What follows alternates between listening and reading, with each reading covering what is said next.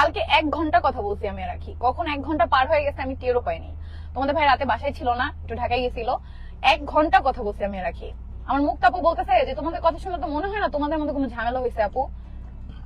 আমি তো ভুলেই গেছিলাম আমার বাসায় এই কদিন কি কি ঘটছে, কি কি কাহিনী হয়েছে সবরে বলছি। আর ও এখানে কি কি করছে, কার কার সাথে প্রমোশনের কাজ করতেছে, কত টাকা কি হয়েছে, কিভাবে ফোন কিনছে, ফোনের ব্যাটারি হেলথ কত। ও আমাকে ফোন কথা বলার পরে ও ফার্স্টে বলছে, ফার্স্টে ফোন দিছে হচ্ছে আলিশা আয়েশের কিছু ছবি আছে আমার ফোনে, আমার অ্যান্ড্রয়েড যে ফোনটা এটা চাওয়ার জন্য। পরে কথায় কথায় কথায় কথায় আমি অনেক কিছু বলছে ওরা, সব কাহিনী যা যা বাসায় হয়েছে না হয়েছে আর ও আমারে বলছে।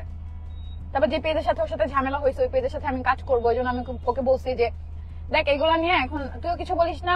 আর ওই পেজের মেয়েকে হচ্ছে জেসমিনকে আমি বলছি তুমিও কিছু বলো না, অবজার্ভ অনেক হয়েছে, দুজনের মধ্যে একটা ভুল বোঝাবুঝি হয়েছে, এখন বাদ, কথা শেষ এই পর্যন্তই। এগুলো নিয়ে অনেক কথা বলছি, কিভাবে কি হয়েছিল সবকিছু আমাকে বলছে, আমিও সবকিছু ওকে বলছি। আগে যেভাবে আমরা গল্প করতাম ঠিক ওইভাবে।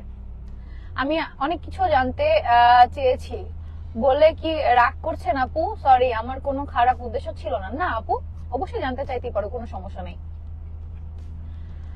দিন শেষে দেখা যাবে আপনারা সবাই এক হয়ে যাবেন, মাঝখান থেকে কিছু পাবলিক সবার চোখেই খারাপ হয়ে যাবে। মিতু আপু, আপু বললাম না মাঝখান থেকে কিছু পাবলিক এটা করতেছে, তারা যদি এখন কোনোভাবে ভুলেও শুনে যে আমি আখিকে আনতে যাব কখনো বা যাচ্ছি, সাথে সাথে বলবে আখি এখন লাইভ করতেছে, টাকা হয়েছে এই জন্য হচ্ছে আর কি আখিকে আনতে গেছে। আর আখির যদি শুনে যে আখি আসতে চাচ্ছে কোনোভাবে, তখন বলবে কি এই দেখছো মেয়েটা কত ছেঁচড়া, আসার জন্য নাটক করছিল, আসলে এতদিন সব নাটক করছে, এখন ঠিকই